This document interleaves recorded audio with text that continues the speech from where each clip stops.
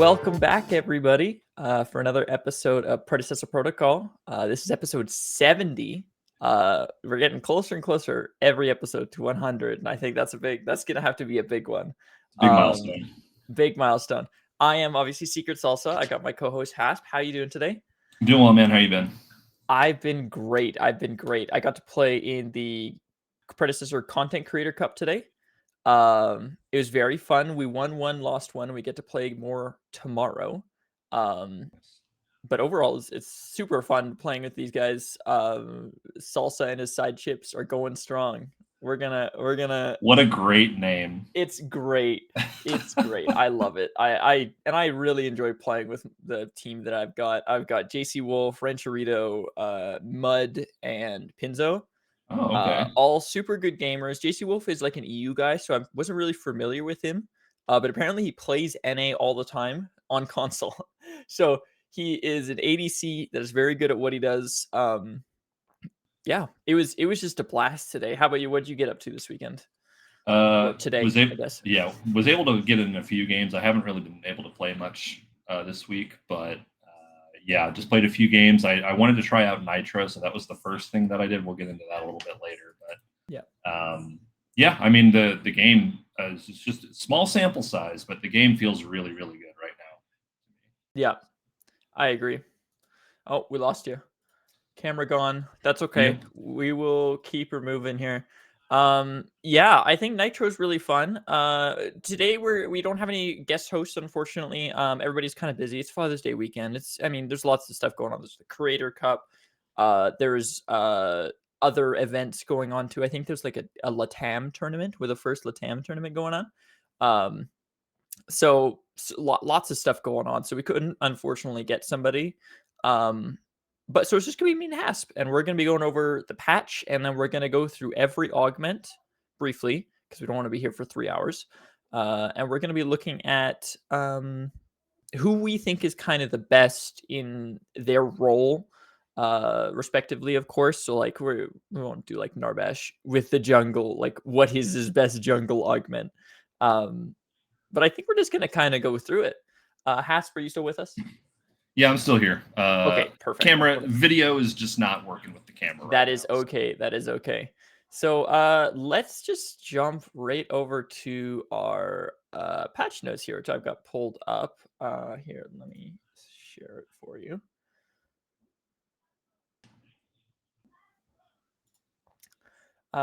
Just starting off with Yurei, I guess. Another Ameto original hero. I think she is very cool. She seems very busted. Yeah. Yes, Pinzo played her today. Today the Creator Cup is kind of like usually happens after these heroes because they want to showcase them. So we do standard PCC format where we do 3 bans each team, but Yurei can be mirrored and cannot be banned. So Yurei, if you want to play Yurei, you're allowed to play Yurei and nobody can stop you. So that's what Pinzo was playing today, and I think he was doing a very good job. The first game, we kind of we did very well, and I think Pinzo popped off. I think Mud in mid lane on Howitzer went very good. I got to play Severog off lane. I thought it was awesome. Yeah. What do you think about Yurei, Hasp? I've only been in one game with a Yurei. She just seems completely busted to me right now. I mean, again, super small sample size, but the her ability to just displace everyone that she hits with her ult is pretty nutty. And her burst potential seems really sick. And the ability where she gets like the ranged basic attacks just seems kind of nuts too. So. But she seems like her kit just seems super cool. And I think this is overall, like just thinking kit wise, I think this is probably the coolest kit that they've done as far as all their original heroes go. Yeah. Unfortunately, I have not played her yet. I don't know why, but I've just been doing ranked shenanigans basically. And of course, your raid never gets through on ranked. And I'm not going to first player on that. And I can't play Brawl anymore because what else they did this patch is they rotated Brawl out for this Nitro game mode that you mentioned earlier. Yeah. I've played a few Nitros. I mean, they're fine. I don't know. I think I don't think Nitro is gonna get as much people playing it because like Brawl was so different to standard that it was like is like refreshing. And Nitro just doesn't feel refreshing. It's like a little bit faster. Yeah, it's the regular game mode. It's basically just quick play with like shorter death timers Yeah. and what else? Like I think everyone's a little bit faster, maybe or something like There's that. everyone's a faster. Basically, all busts spawn sooner. So Primal comes on the third Fang Tooth, not after the third Fang Tooth. And you get Uh, XP faster. yes, you get XP faster. Like it's just sped up pred, and it's meant to be like a 15-minute game. Yeah. And I don't know. It's like for a 15-minute game, like I would have preferred just playing Brawl, to be honest, because this is kind of whatever for me, to be honest. But I mean, it's not the end of the world. Not for everybody, obviously. I think the next patch they're going to be bringing out the legacy map from Paragon, Yep. which is going to be very cool. I think a lot of people are going to be excited for that because it was obviously significantly larger than our map is currently. Not to mention, it had different like the lanes were like up in the air, and then the jungles were down below, so you could see across the treetops and stuff like that. Um, I never got to play that in Paragon because I joined after Monolith, but um, I think there's a lot of people excited, and I am too. I'm very excited to try that. Yeah, I'm curious what you're going to think of the legacy map, just because I like the vast majority of time that I spent on original Paragon was in Legacy. I played Monolith a fair amount, but nowhere near the amount of Legacy. So it's going to be interesting to see what people like you who obviously play Pred, but played a little bit of Paragon towards the end think of Yeah. that map. But I think the thing that I'm most excited about is just getting a different map to play this game on, because good lord, we need a new map, in my opinion. Yeah. I do like the wall changes that they implemented in this patch. I think it's a good step, but I just want more changes. I think the map just needs to be bigger overall. Yeah. This But change that I'm showing here, the one where the by the mid lane on the stairs, like being able to get up the backside of those stairs is actually such a good change. I oh really yeah, like that change a lot. They did a few other adjustments, particularly on side lanes and stuff. So like next to like like wherever the towers are, basically, there's a way to get in and out of the tower. I used it today because I was playing Drongo with the ult augment, which we'll go over later. But I used it to get over the wall to escape a tower dive, basically, and they had no Mhm. vertical mobility, so I was just able to get away. Uh, I think it's pretty cool. I think it's like kind of like a band-aid fix. Um, like the map definitely does need to be overhauled, and I think a lot of people have thought that for a long time, but it does kind of keep us satisfied until then. Hopefully they have something cooking for that. I kind of don't think they do, to be honest. I'm a little skeptical that they agree with their player base that the map needs to be changed, but um I mean, it is their game. We're just playing it, right? Like I don't know. I think they should listen eventually, but I we can't. think I think maybe I'm just a little bit more optimistic than you are. I think they are probably cooking up like I'm not sure if it's going to be like a brand new map, like a completely different map, but Yeah. I think obviously this is a minor adjustment for the current map, but I don't know, man. Like I think like I don't know if you watched the dev stream. I think from a couple weeks ago. Um, but they were talking about some major changes in 1.8, which is going to be two major patches from now. Oh yeah. So they sounded pretty excited about it, but I mean they had Robbie on the stream and he sounds super excited about everything. So it's kind of hard to Yeah. gauge That the is Robbie hype. it is 100%. Yeah, the other thing, so you mentioned 1.8. One thing I'm not showing here, there's a splash art on when you load Yep, into Pred right now. yep. It obviously has Urei.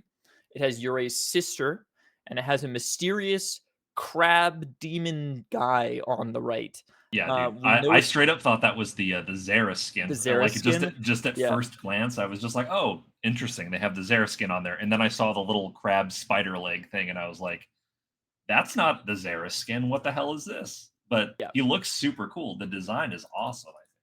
Yeah, I agree. I'm very excited. I'm very excited to see if it has some sort of like wall mechanic like Hatch did in or the thing that we got like teased for, and it was like an unused hero asset, which is Yeah. Hatch from Paragon, which was like a spider hero. Um I'm excited because if they nail this, like, the way that the legs move, and I know that's what they've said is, like, a limiting factor, I think it would be really cool. I mean, it could kind of open a door to, new hero types, new body Oh, yeah. types kinda thing. Yeah. Yeah, and I mean, it's they people have been complaining about every hero is bipedal, so this guy is gonna Yeah. have God knows how many legs, so I be a think nice I think change. my main problem with the freaking heroes that they released is they're all tiny. They're all so Yeah. small. They've all got like Uray's like pencil thin. Arcus is short and small. Like he's just compact in every way. Skylar's not too bad. Her rework, obviously, we talked about last time. Mhm. I think it does kind of make her a bigger target. I'm guessing her hitbox stayed the same throughout the change, but maybe it's just more visible. Like the hitbox is actually more aligned to what the model is. Mhm. Um, but yeah, I think that's yeah, just more diversifying body types. Like I really enjoy Terra's design. I know Omega didn't make them.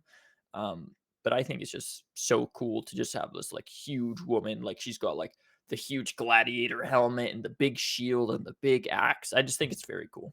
Tara was always one of my favorites. It Yeah. sucks that she was the last one and she didn't really get a chance to shine with the player base, but I love her in this game, and I think the especially we'll kind of get into it a little bit, I think, hopefully, but the changes that they gave her this patch were really solid, I think. So, Yeah. Cool. So Uray, and I think that oh sorry, I circling back to what my original thought was, with the splash art. So people are predicting that like obviously this is 1.6 has Uray in it, right? mhm. 1.7 is gonna have her sister, and then 1.8 they think is gonna be the demon crab guy. So it's gonna be like a bing bang boom. So they're kind of like laid out these three heroes for us, which we already could have assumed that the sister was coming. Mhm. But I just think it's cool they gave us this little teaser because lots of people didn't realize the same as you said. Like they thought it was the Zera skin at first, and people kind of broke it down. They're like, "Oh, this is he's got crab legs." Yeah. Like it's I don't know. I think it's so cool. I think it's a neat little way for them to like tease it in. So I'm excited for that. I'm Yeah, excited for the next 100%, and patches. it goes right into the theme with the battle pass too, with Yep. it being demon themed and everything. So Yeah. I'm hoping they kind of do that with all their original heroes from here on out. But we'll Yeah. see what they do. I'm very excited. The battle pass is a pretty good freaking battle pass, I think. Yeah, I agree. Ashes of the Damned is what it's called. It's open till August 26th, which is a long time. These battle passes are way longer than they need to be. I mean, I guess it depends. It depends on how much you play. For me, I usually play a couple games a day, and I get it done well ahead of when the expiration happens. Um, I think the battle pass length is fine. yeah, Like you said, if anything, it's probably a bit too long, but I think that's a good thing because you can, even if you play the game casually, and especially if you spent the money to buy the battle pass, buy the access to the battle pass, you have more than enough time to complete it. So, like yeah, I'm kind of like you, except I play a couple games like every other day for the most yeah, part, and I was able to finish that battle pass yeah. first one. Yeah, I bought it first thing. I won a giveaway from the night when the Nightshade 1v1 was going on. Oh, So I nice. used that plat for this, and then I'm holding on to the plat and hoping that just another skin catches my eye. But for buying it, you automatically get this Chimera thing. Oh no, it's the Uray skin. Sorry, the Uray demon skin is the one you get automatically. Do Yep. they have a picture? They do not. Um, but this is the skin that's like the end goal. And then there's also a Azure Unmaker Xeris, which is the Xeris skin where his torso is missing. It's kind of hard to see in this image, but you can kind of see under his left arm. Mhm. You can see through his torso. Very cool skin. I think this is the best skin out of this soul sort of like demon set. I agree Uh, 100%. yeah. I think the Chimera one is cool because the axes are like mutilator axes. I think that's a fun little thing. Yeah. Um, he definitely looks very like a horde of corn from Warhammer. Is it horde of corn? Corn is the faction. They're like this demon faction, and they're just all about like rage and blood and that sort of stuff. He kind of matches that vibe, in my opinion. Um, but yeah, really, I mean, overall, I think the battle pass is like a good bang for your buck. You get 10 quantum cores. That's a lot of quantum cores. Mhm. That's if you pay for it. Obviously, you get two for free. You get sprays. You get the recall VFX, which I think is very cool. You also get a bunch of amber if you need it. I've never needed amber, but you never know. Um, yeah, And and then there's all and opals, opals. Yes, you do the get big thing, opals. opals. Yeah. They, also included one little thing in here that they don't have a picture of, this timed exclusive Infernal Gideon skin. Um, this is straight up the Halloween skin from Paragon, where I Gideon laughed has when I saw this in there, red dude. face paint and devil horns. I think it's so goofy that they included it here. I think I it's like like I said, man, I laughed my ass off when I saw this in there, and I was just like, the demon theme, I guess technically it he's fits, but cosplaying. He's he cosplaying. He looks just wants he to be one of looks them. he looks so out of place with the rest of the battle pass to me. Yeah. It's pretty funny.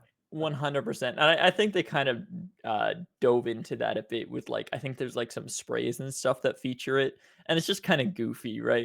yeah, I don't know. I think it's fine. I think it's kind of funny.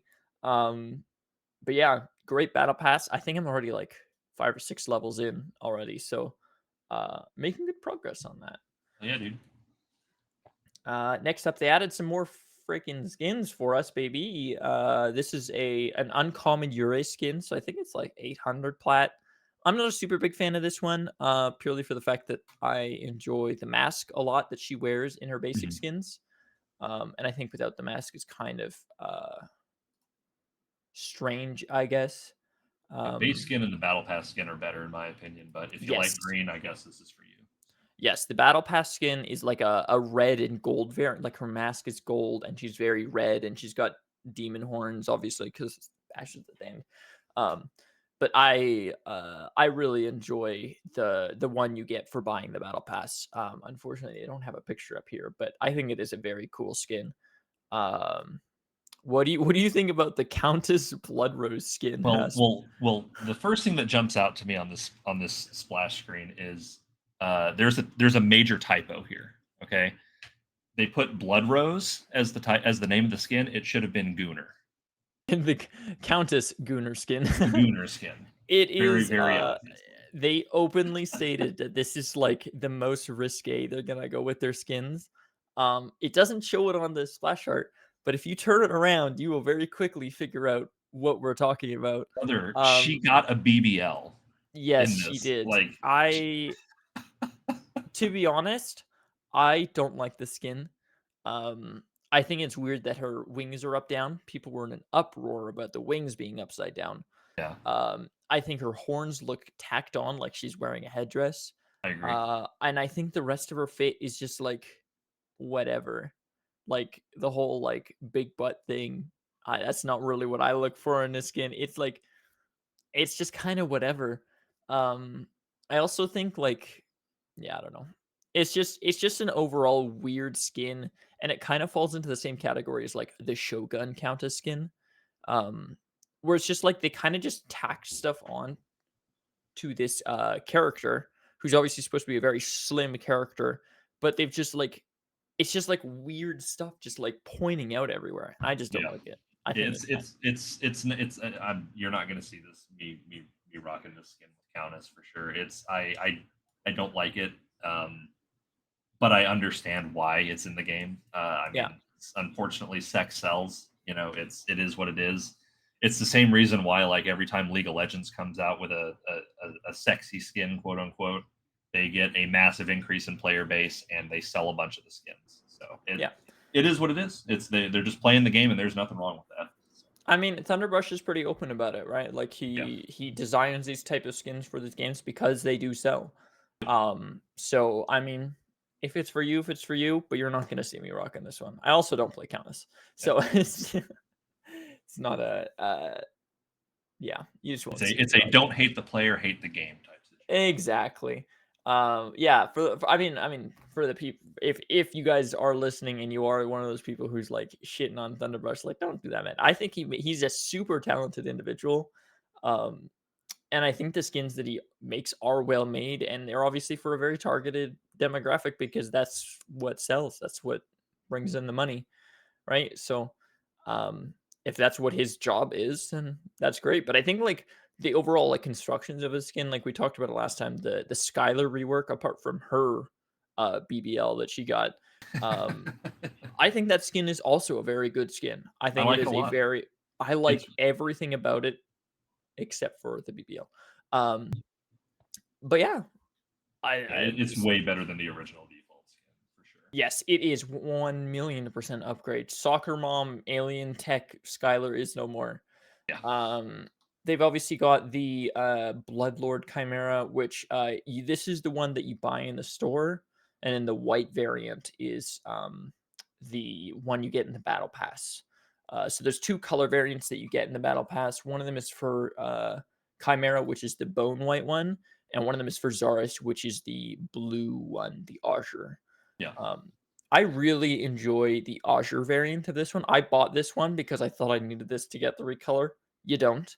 Um, but I think the blue one really fits in with his like his shield and his spear. It's like kind of more like Japanese demon, where it's not just like black and red. It's got like blues and reds and golds and kind of that more feel to it. And I think it's very nice. Yeah. And then we got some more opal skins. Two Um, more. two more. We got a Shinbi one with a helmet and a metal diaper. Um, I don't like the skin either. I think this looks incredibly goofy. Uh, some people like it. It's just not for me. More power to you. Yeah, not a fan. Yeah. Yeah, I think they need to like start diversifying the stuff that she wears instead of giving her the shin boots and the tank top and the booty shorts. I Like this think you can give Shinbi a skin with pants. I think that would be okay. yeah, I like think make that give her would like a totally be ninja okay. skin or something. Like I Yeah. don't know. Like they've done this a lot of previous characters where they just like slap a helmet on an old skin, which I don't think is exactly happening here. I think there are other changes to the skin that I just don't know of because I don't look at her skins. Mhm. Um but I think the helmet also just looks really goofy, and it looks goofy in game too. Like she looks like Megamind wearing this thing. And it's just I don't know. It's just not for me. It's just Oh not for me. man. And then the other one we got was a Wukong skin, which there was already one of these in the game, but this is just a recolor. Yeah, it's just a white Um, shadow it's ops as just opposed to white. the black. And Yeah, yeah, it's it's Wukong, fine. so it may as well not even exist, in my I opinion. I kind of wish that they did these because like Yuri has a recolor that's white, but it's like all they do is they just take every single thing and just make it white, and it's like it's not like I think they need to like add a few more colors in there, like at least one more, just so it's Mhm. I don't know. It looks clean, but I think sometimes it could definitely use some diversity, or else it just kind of looks like she like spilled paint on they've spilled paint on them or something. Yeah, I think I need like 250 more opals or something like that before I get the skin that I have been saving up for, which is the Novaborn, the white Novaborn Greystone skin. Oh, you want So I want that one especially to match the overhead emote. But Oh, uh, yeah. Yeah, but that yeah, makes sense. as looking at these skins, I will never have these skins in my collection. More power to the people that like them, but yeah, I didn't like the original version of this Shinbi skin without the helmet when they added that a while back, and I don't like Wukong and I don't play Wukong, so not for me. But people like them. It's something to spend your opals on. Yeah. Yeah. Then we got some bundles. I mean, just Jade Dragon, which is the green skin we saw above, and then the Blood Rose Countess, the Booty Countess, gets a skin bundle as well. Um, then they kind of just go over they call it labs. Basically, it's just like the rotating game mode between Nitro, Brawl, and Legacy. Um, And then there's some ranked party changes, ranked party size changes. So up to plat, you're allowed to do a 1, 2, 3, and 5 stack. Oh, up to diamond. Sorry, I misread that. And then above diamond, you are a limit of 1 or 2 players. Um, Makes sense why they don't do 4 stacks. There's a lot of games that have like 5 players and you don't do 4 because then you have a random who might get bullied by people, or they're just out of the loop. So it's just like it's not a fantastic gaming experience for them. Yeah. Um, I think this is fine. I think we're gonna see some people get boosted maybe, which I'm a little worried about. But I'm also like ranked is kind of whatever to me right now. I played it. I'm at like plat 2 right now because I lost a bunch of games. But I'm kind of just it's just mediocre to me. I play ranked because I get to ban heroes. Yeah. That's the only reason I play No ranked. mirror So matches, spans, all that good yeah, stuff. It's what you want in a MOBA game mode, and that's basically it. But yeah, yeah, I'm not super concerned about like getting to Paragon or anything like that. So it doesn't really affect me that much, and I'm fine. If anything, it's probably better overall for the life of the game, yeah. because this is like the number one. This is like the one of the number one most requested things I've seen from like Reddit comments, Facebook group comments, everything like that. People Oh just want yeah. to be able to play ranked with their friends. Yeah, I Most enjoy it. games, We've done it for yeah, sure. It is fun to play ranked with your buddies for sure. yeah, most games don't have like the full five stack and ranked. Obviously, hero shooters do, like Marvel Rivals does, but you play Siege or something. I'm not sure if you can anymore. I think it used to be two. It might be five now, but you know, it is what it is. I got no issues with it. If it helps the game grow, then that's a good Yeah, yeah, 100%. They added some refer a friend codes. So you can go to your player portal, refer friends, and as they play games, you get stuff. I don't know if they actually go over exactly what you get.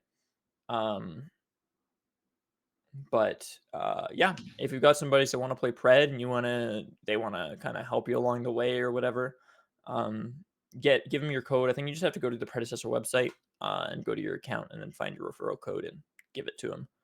Um, they've updated button icons for controller. I guess none of us play controller, so it's like, Yeah, it's basically just like whenever you're selecting like what the ability is, it'll tell you like what button activates that ability. I think so. oh, It gives you a little bit I more see that. Like detail. during the draft, I see it. Yeah. Okay, Mhm. yeah, I see their little picture here. I think that looks fine. Yeah, I think it's a good upgrade. And now to the meat and potatoes. The augments, the big thing of the 1.6. So far, I've had a blast with the augments. I think they're a very good addition to the game. It gives heroes more replayability, especially ones with fun augments. We'll go over some that have very minor augments, and I think it's kind of lame. But the heroes that have cool ones are very fun to play. I watched a clip of Joey getting Severog ulted from a T2 down to river buff. I have ulted people that far. Um, I've also played. I was playing Drongo, and I had a 16-second ult cooldown because of one of his augments. Yep. It's very cool. Yeah, they are very cool. So I mean, why don't we just freaking dive into them? I think what we're gonna do is we'll start with the basic ones. They kind of just go over like general stat increases. So like when you load into a game, you're gonna pick a hero augment, which you get to pick out of 3 per hero. And then Zeus, do you mind? Thank you. Sorry, dog's being loud.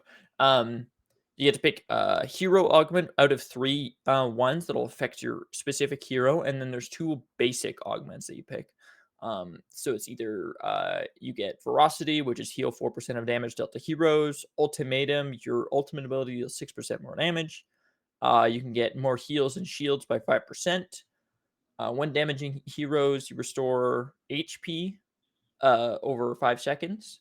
And then the best one, in my opinion, is Technocrat. A basic attack reduces your ability cooldowns by 0.15 seconds on hit.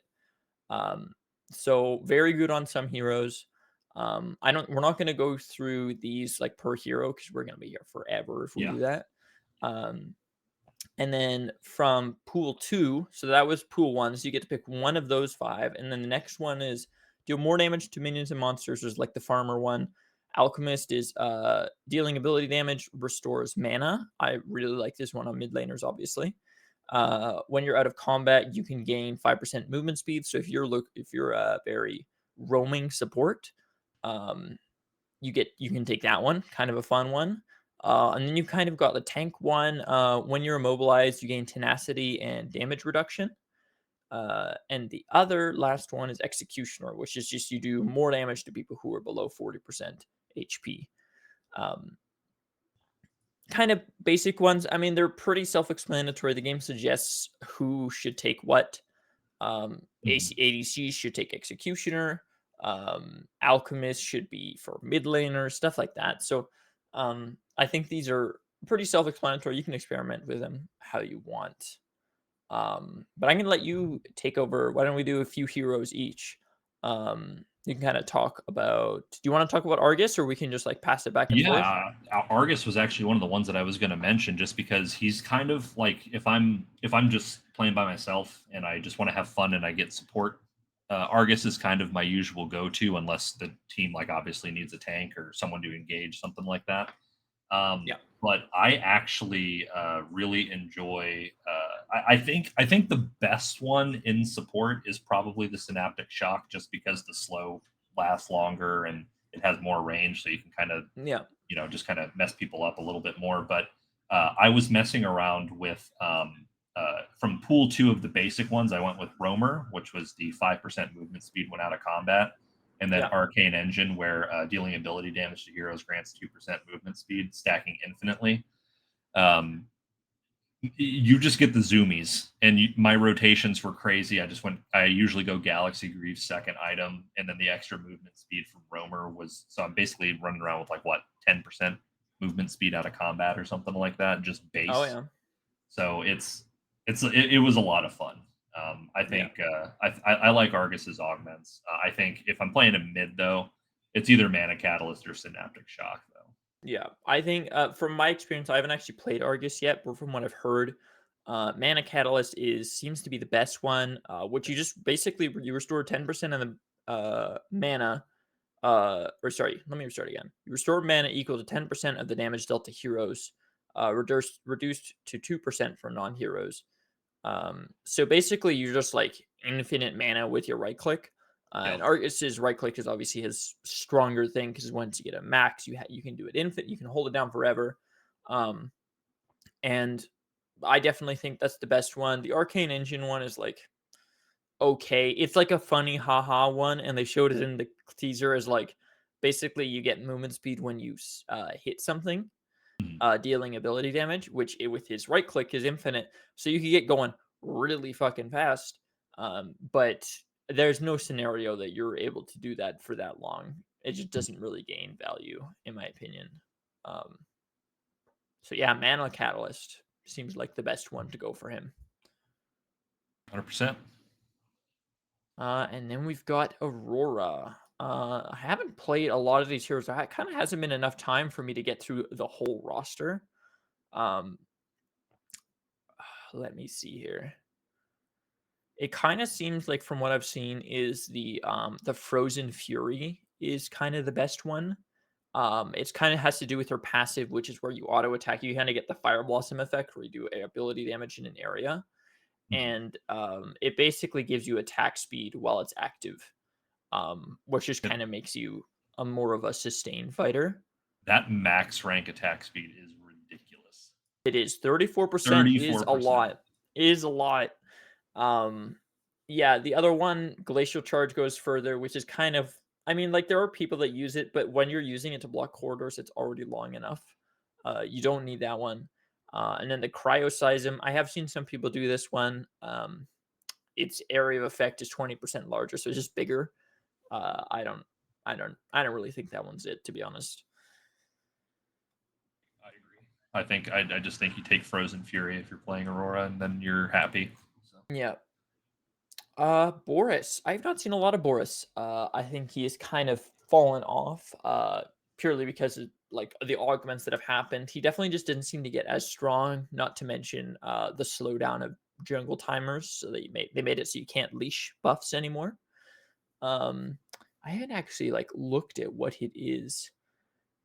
It gains increased armor or detention protocol. Mark shreds. Target physical. Chrono swipe. I mean, I think it kind of depends on how you want to play. I feel like for the most part, like Boris is super strong early. Um, he kind of falls off and he kind of becomes like the crunch effect where you're so big you just kind of eat every bit of CC when you jump in. Yeah. So I almost think that like the bolster barricade, ha ha ha. Thanks, Pred. Um, uh, he gains 15% armor while his Tesseract core is active, which is after 4 autos. I kind of think that one is probably great. But I'm not sure. Yeah, Do I you have don't know. any thoughts on this one? Yeah, I just think the Apex Hunter is the Oh one to yeah. take with him. You, Yeah, I think you just have to lean into his strengths, which is just he just blows people up because yeah, that's like fair. the 15% increased armor is like you're not even really like you're maybe building like one maybe two armor items on Boris, and even then if you do that you're still getting blown up. You've got a giant hitbox and Yeah. you're a giant scary bear, so they're going to try to kill you. Just and lean and into you're it fully. and That makes you're sense. yeah, and you're more than often obviously the jungler because so they're going to focus you as well because so that way they can take you off the map so they can get objectives. I just think you lean into the chrono swipe so that way if they're under 25% health, it's basically an execute. It's like a better version of the Xeris execute effect on his RMB. So that's Oh yeah. probably what I would go with. Cool. So don't listen to me, listen to Hasp.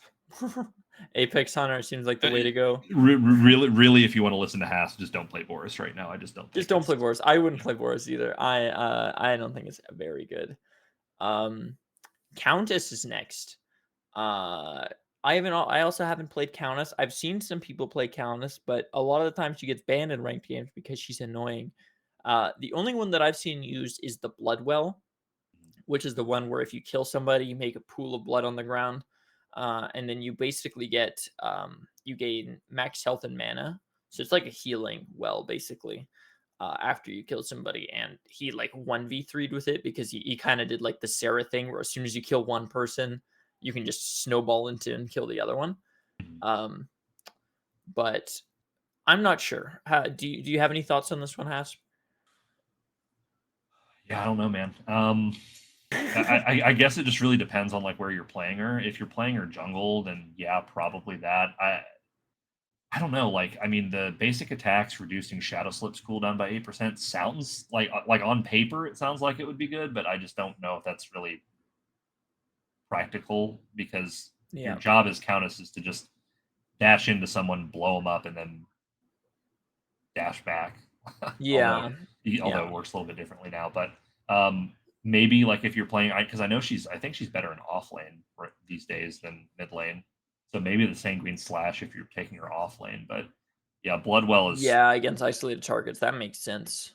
Yeah. Bloodwell is probably just overall your best use case scenario for her. But Oh yeah. Yeah.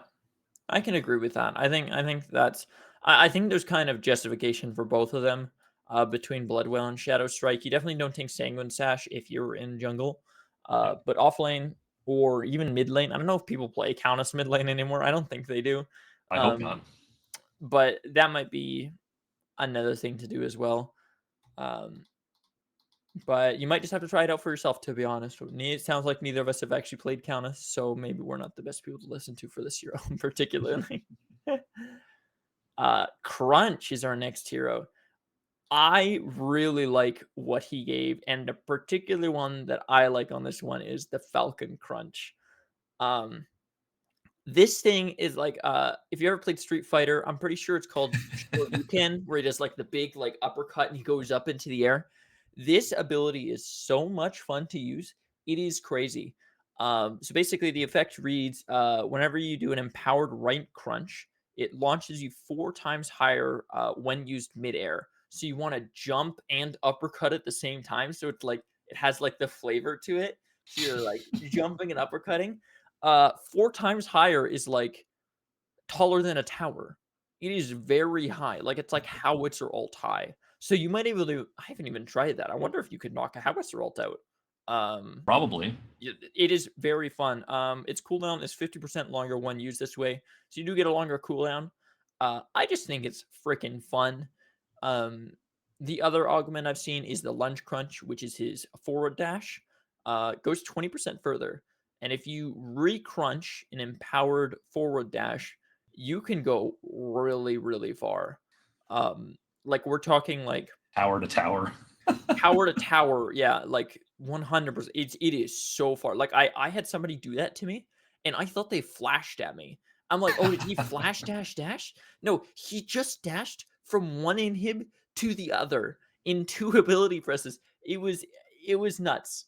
Um, I definitely think like either of those two. I mean, like I feel like all of his stuff is pretty okay. I definitely think like the fun one is Falcon Crunch.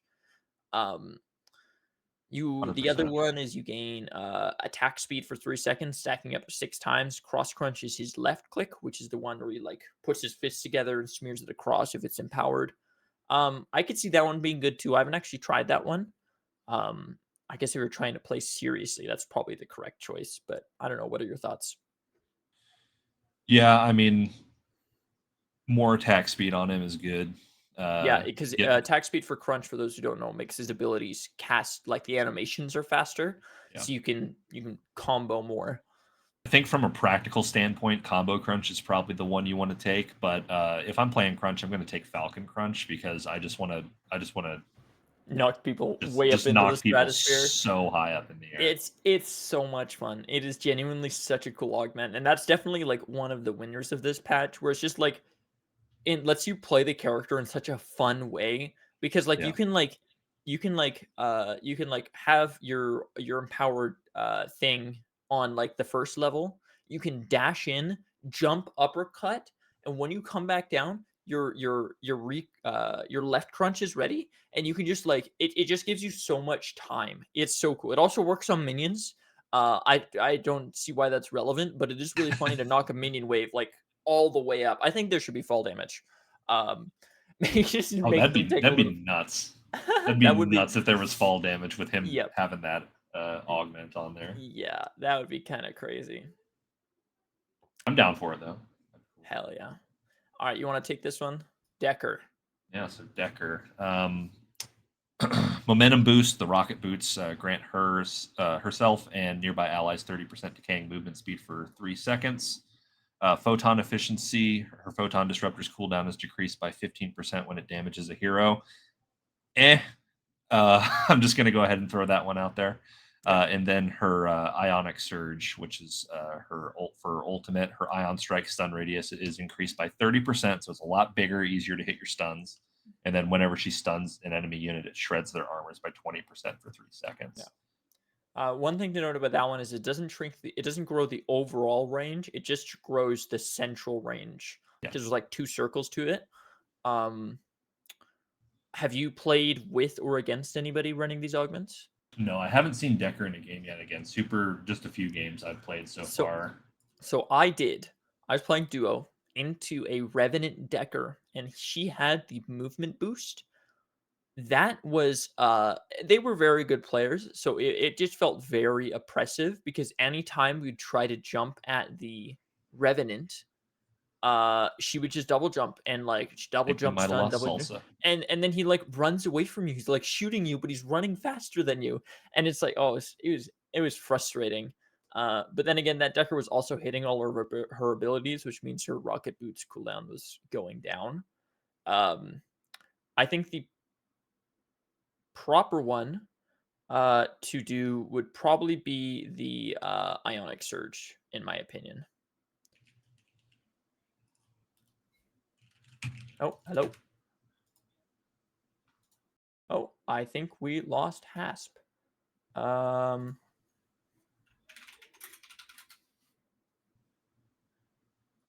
oh, the stream crashed. Okay, Fun stuff. there we go. We're back. Are we back? Can you hear me? Yep, I can hear you. Okay, cool. We're back. I have no idea what that was. But we'll figure it out later, I guess. Uh, anyways, Ionic Surge. I think that's probably the best one to do. Yeah, I agree. Just looking at it even on paper, that or if you're duoed with someone, the momentum boost could be super oppressive. But yeah, the The Ionic Surge is probably just your overall go-to. Yeah, 100%. Moving on to Drongo. I think Drongo's got some fun augments too. Drongos are nuts. Drongos are very goofy. Smog therapy. While sending a grag grenade, Drongo and his allies restore HP over time. Kind of like a niche if you want to do like a weird support Drongo or something. I think it's kind of fun that you kind of get that option. I think his two other ones are definitely his highlights. Bring the boom. I think stream is having trouble here, but we're just gonna keep going because we are recording. Um, Bring the boom. Rad rounds deal 30% more damage to nearby heroes upon exploding. I think that's kind of a fun one. I've run this a few times. It feels very good. But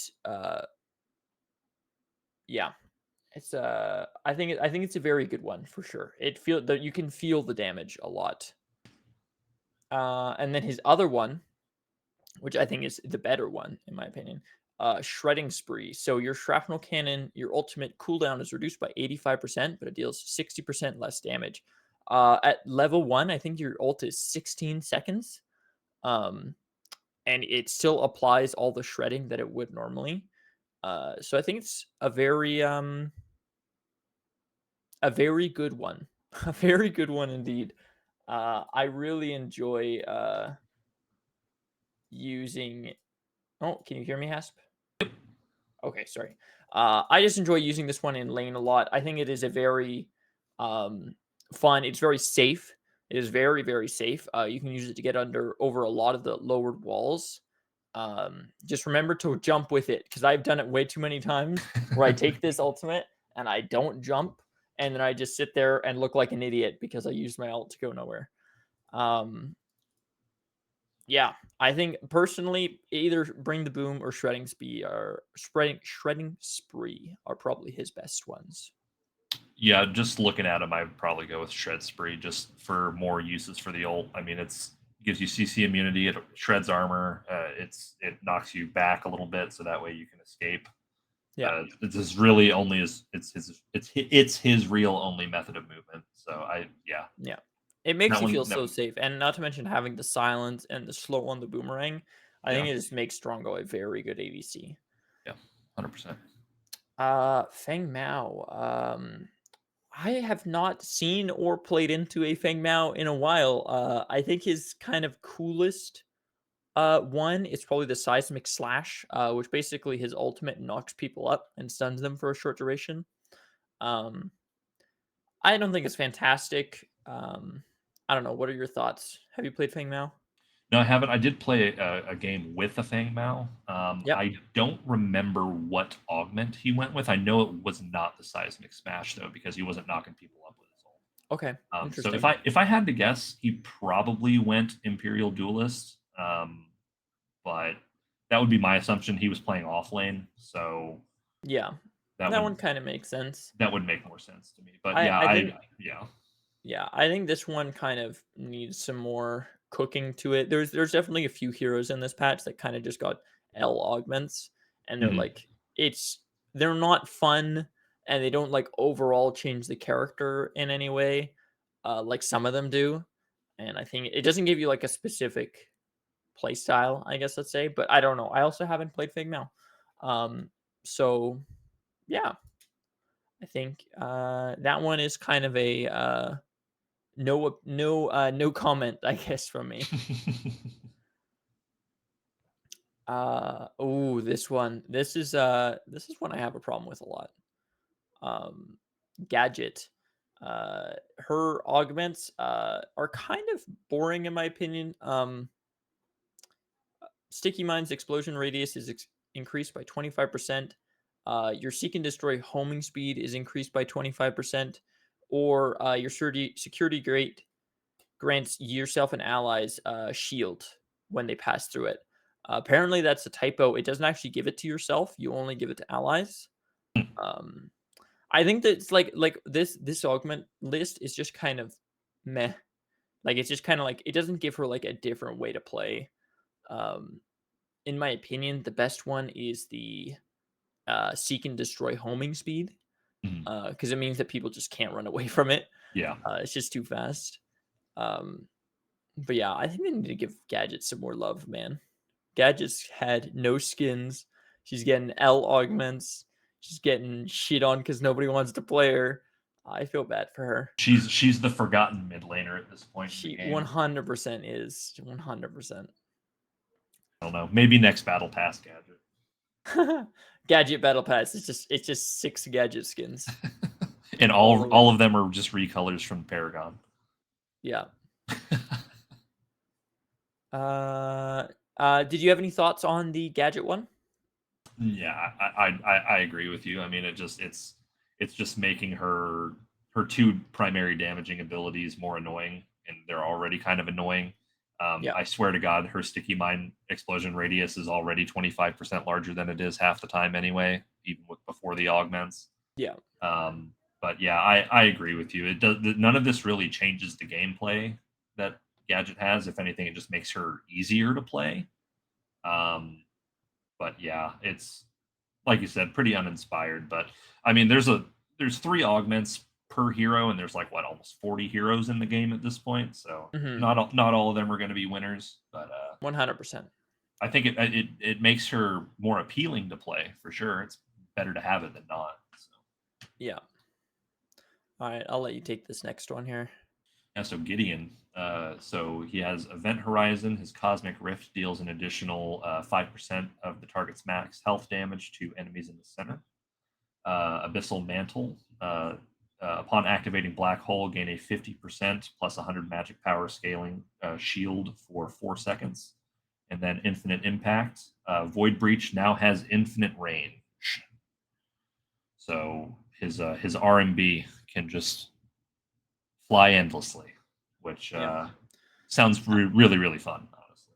It sounds fun. It's actually not as useful as it seems, especially with fights in jungles and stuff like that. Yeah. There's just not enough line of sights to like make this like useful. I mean, sure, there might be clips of people sniping downriver or across lanes or something like that, but I think the best one is probably the Event Horizon. Yep. I have not tested Abyssal Mantle. I'd be curious to where the shield goes on, whether it comes before or after True Silver. I would assume since it's an ability, it would be before. Mhm. Um, but if it's after, that might be the one to go because then you get your True Silver shield, you get that, and then you have a Soul Bearer shield after that, which could go pretty hard for sure. Yeah. Yeah, I agree with you. I think Event Horizon is kind of the go-to here, but not gonna lie, sniping people as they're running away with the Void Breach does sound pretty fun. But Yeah, it does sound fun, 100%. What do we got next here? Greystone. I think Greystone's augments are pretty cool. I don't think they're like life changing for him, like some of them, like the crunch uppercut or the Drongo ult. But I think it's kind of a cool way that they kind of put it in. Close cut makes it so his make way, which is his Q or damaging ability, is deals increased damage to the nearest enemy unit, which does count minions. So you have to really like watch where you're standing. Like you can't just run through a wave and use it because it's not going to proc on the enemy hero. It's always going to be on the minion. Um, his other one, Stoneforge Soul, deals 12% more damage and his raise is 20% longer. This one's whatever. I don't think we ever go this one. And then Tainted Oath, which is Sacred Oath applies a 50% blight to enemies for 4.5 seconds. And that's on his E, which is his like flame sword swipe. yeah.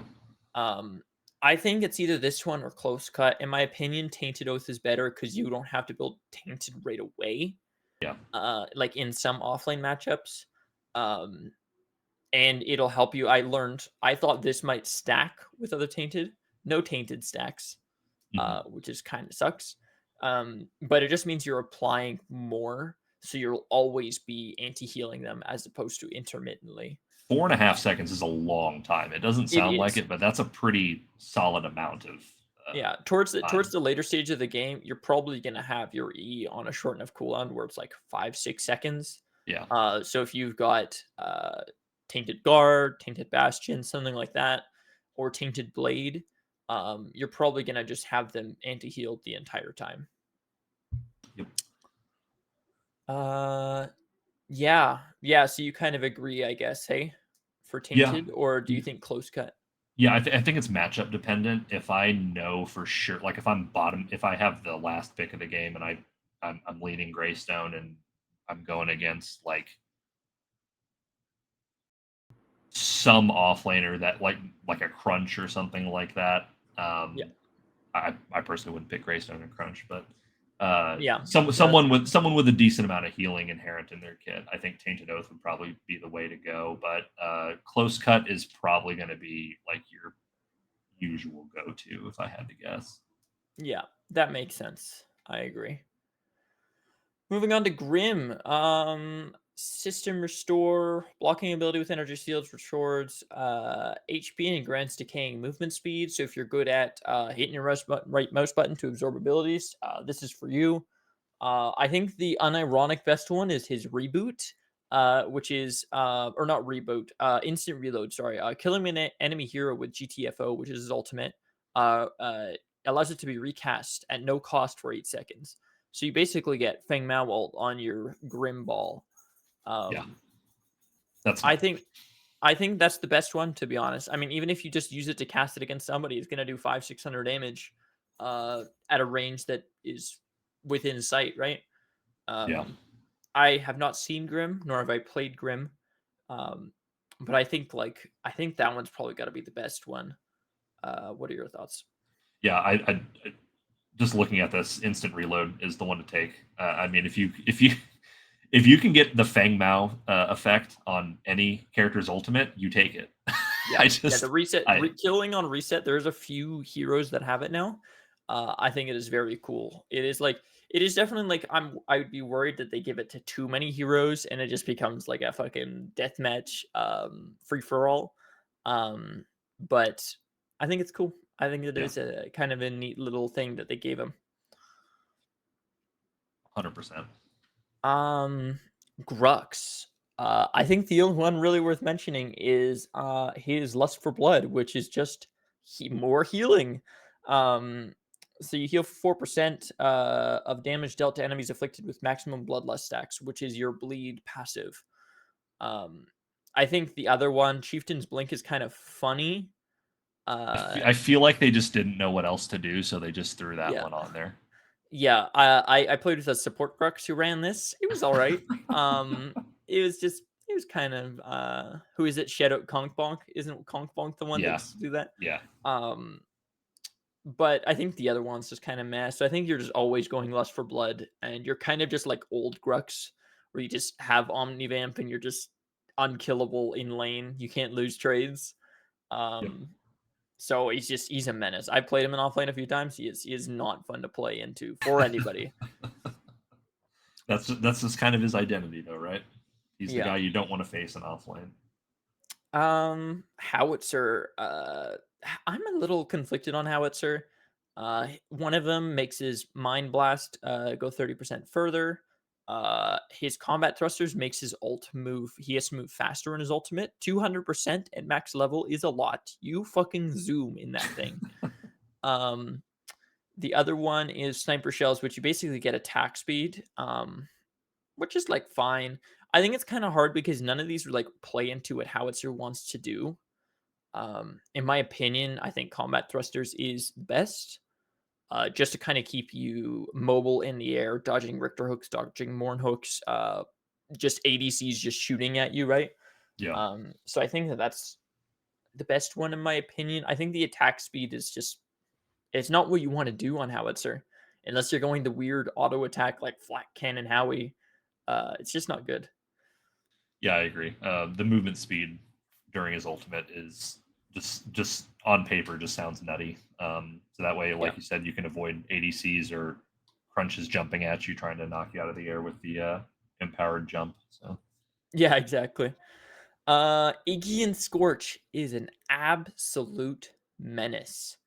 Uh, Basically, his only one worth looking at is Turret Maniac, which just yep, gives you a fourth turret. that's nuts. Um, That's insane. it's it is insane how fast objectives you can take.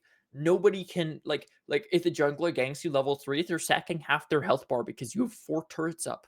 It is absolutely insane. I think his Molotov stacking damage one is poo poo. It's not very good. I've never even considered taking his ultimate one because it's the turret one is just so good. Absolute menace to society. This little man. Yeah, I agree 100%. Like I love Iggy. He's for a while there he was my go-to in mid, and I still love this character. Yeah, I'm not even looking at the other two. It's Turret Maniac 100%. yeah, 100%. Oh boy, Kalari. I don't know where to start with Kalari. um, Takedowns reduce ability cooldowns by 50%. So you can kind of get like a penumbra effect. Mhm.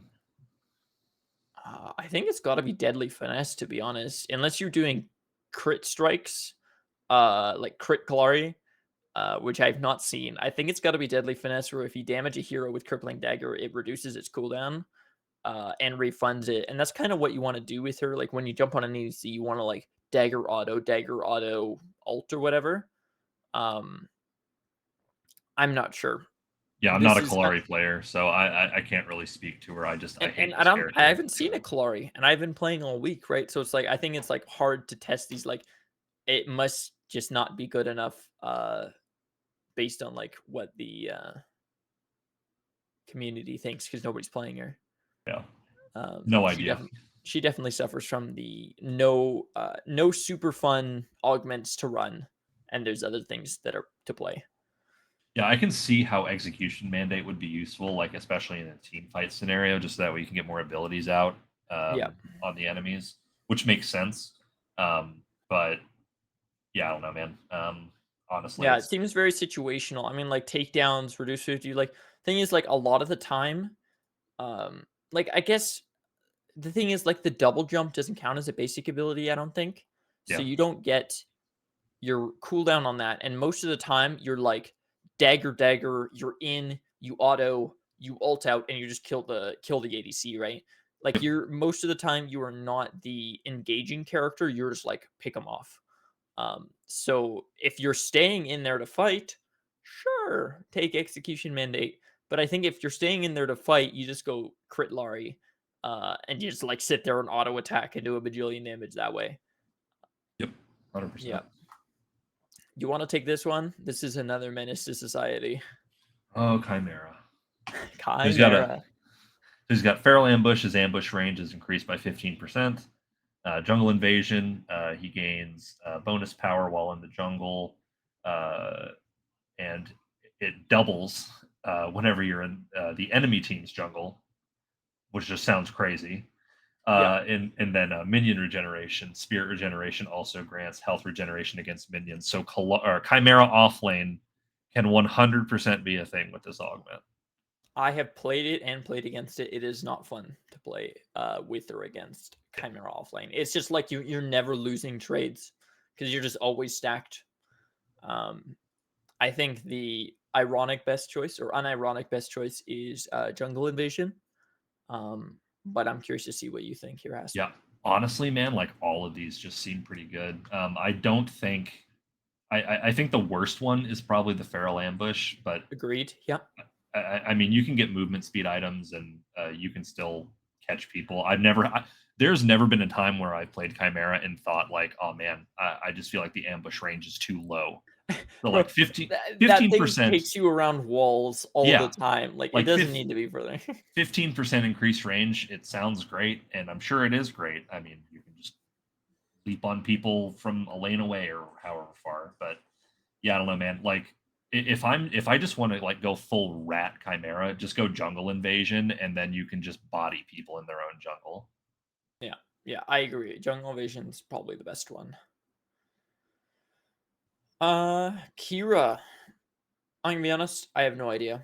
I have not heard anybody talk about Kira, play Kira, played into a Kira. Um, Looking at her stuff, I think she's just like she suffers with her clear a lot, and she was kind of OP the last couple patches, so that's why people were playing her.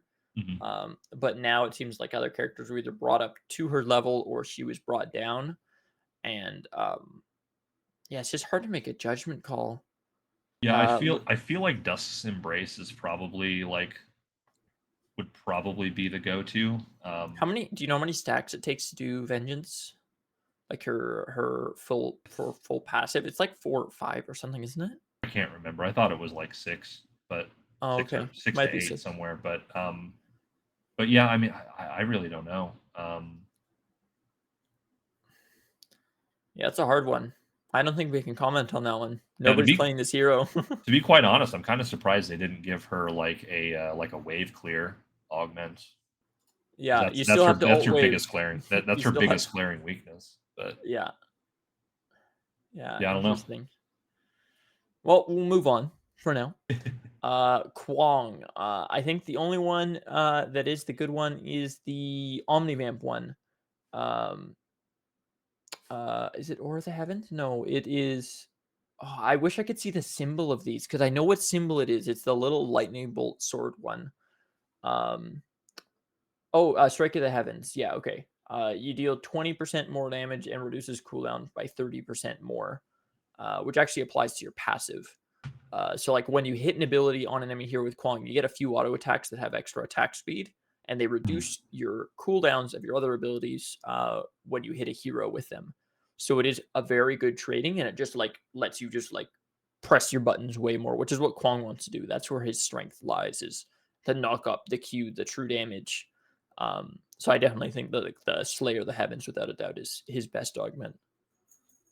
I mean, Heavenly Tactician, it basically just gives you what Kwong had in Paragon, where you can just That leave is the a play funny out, one. You can and ult back. You can ult back to lane. Yeah. yeah, and the 20 seconds off the ultimate cooldown is pretty cool too. And the Aura of the Heavens also was basically his passive because he didn't have the dash in Paragon. He just hmm had this aura, which basically gave lifesteal. I think it was lifesteal in Paragon. So it basically just Yeah. kind of gives him that. But yeah, I agree with you. I think the Strike of the Heavens, 20% more damage is nuts, and I more I do cooldown, more CDR is always good. I do think it is very cool that they have like given these augments to heroes and then like said like, oh, if you do X to it, like we'll talk about when we get to Sevarog. But his ultimate also has a reduced cooldown if you do X thing. Um, yeah, I just think it's cool. Yeah, I think I it's will say Heavenly Tactician, just a flat 20 seconds off of his cooldown is nuts because reading this, there's no like damage reduction for that or anything. There's no downside to it. It yeah, doesn't reduce the it is just an slow. alt more button, which It's is yeah, that's always a when good you're thing. with the builds that he's doing right now, you can kind of half shot an ADC by going like Magnify Tainted Scepter, Yeah, and you just blast him in their back line. So if you're a menace on Kwong, I mean definitely Slayer of the Heavens is like the number one, but a close number two is Heavenly Tactician. I agree. Bellica. Uh, I think in support, combat veteran is like okay. You just basically gain more XP. Um, I think if you're not playing support, you're playing it anywhere else. You just play the devastating bombs and you just deal 15% more damage to isolated targets.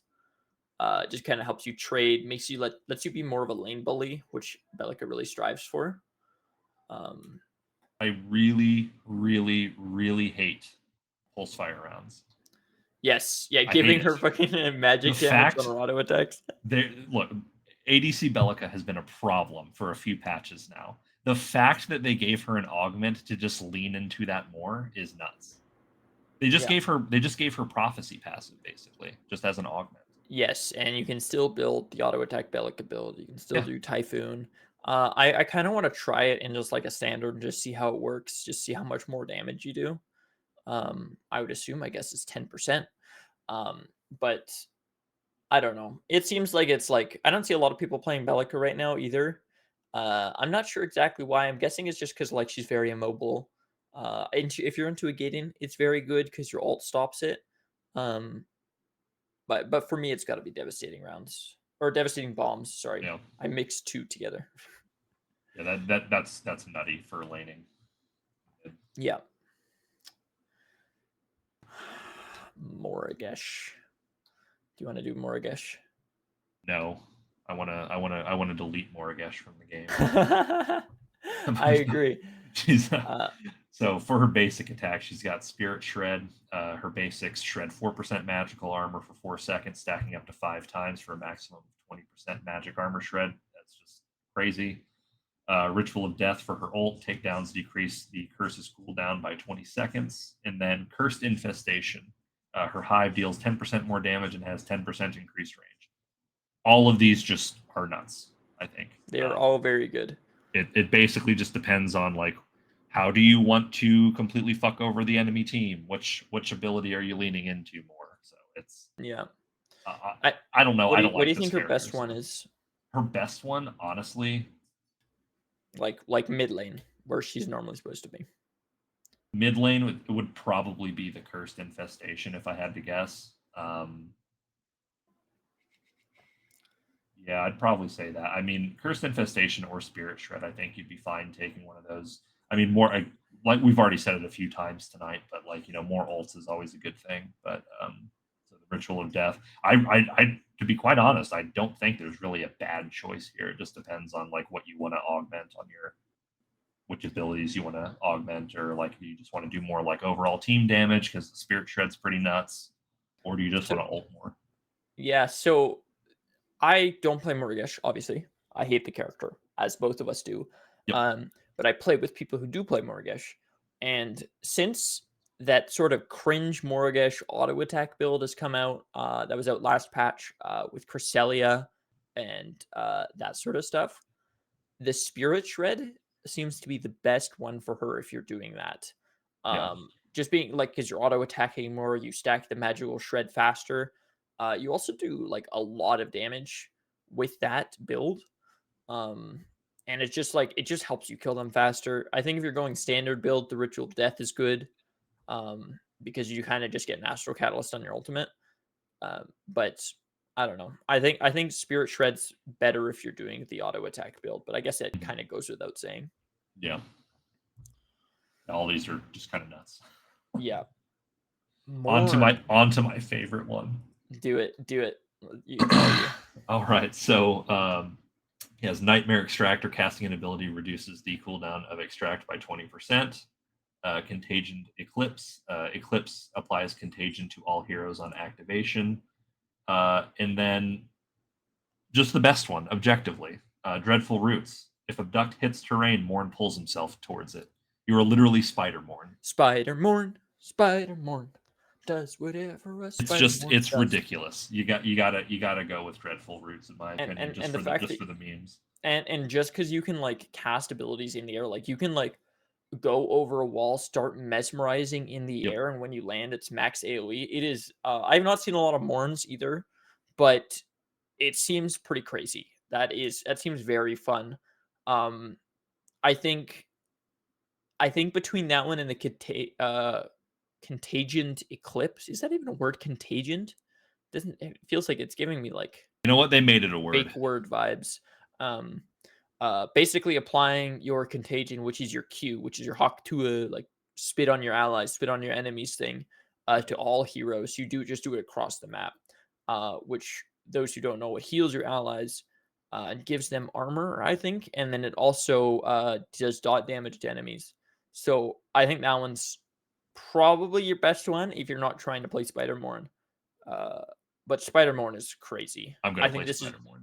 this is another big W for the patch, to be honest. I agree. Another winner. It lets him play with the verticality. So Yes, bro. yeah. Yes, he lets you go over those walls, those short walls now, and you can even Yeah. do it on the ground to like slingshot yourself forward. It's a very, very good, very good. It also gives him an escape. Makes him more mobile. Murdoch. Basically, he's got one that gives you 2 static trap charges. I wish Brawl was still here so we could play 5 Murdochs with Sting Operation, and there's like 30 static traps across the field. Justice's Reach, shots fired, now pierces through enemies and has plus 300 range. I think this has got to be the best one. But a close second, Martial Law. Your ultimate, Long Arm of the Law, deals 12% more damage and grants plus 50 gold on hero kill. I think it's kind of between those two how you want to play it. I personally like Justice Reach, just getting your passive auto to pierce and like help you clear waves. I think that's probably the best one, but the ult one is not a bad choice either. Yeah, I think just with like how I play Murdoch, I mean, I love hitting his ults. I'd probably just lean towards martial law, Yeah, especially just the added gold bonus too, especially since the gold economy changed in this patch yeah, for the better, for significantly better. Um, 100%. I think martial law would probably be my go-to on that. But 100%. Justice's reach is pretty solid too. Yes, sir. Muriel, you want to take over this one here? Yeah, so Circuit Reset, her Alacrity reduces the current ability cooldowns of the target it shields by 1.5 seconds. Aerial Assistant, Reversal of Fortune cleanses the ally it's used on and grants them 1.75 seconds of CC immunity. And then Essence Nullifier, her Serenity's damage also drains 10 and then up to 10% of the target's current mana, dealing it as true damage. Yeah, In just my looking at it.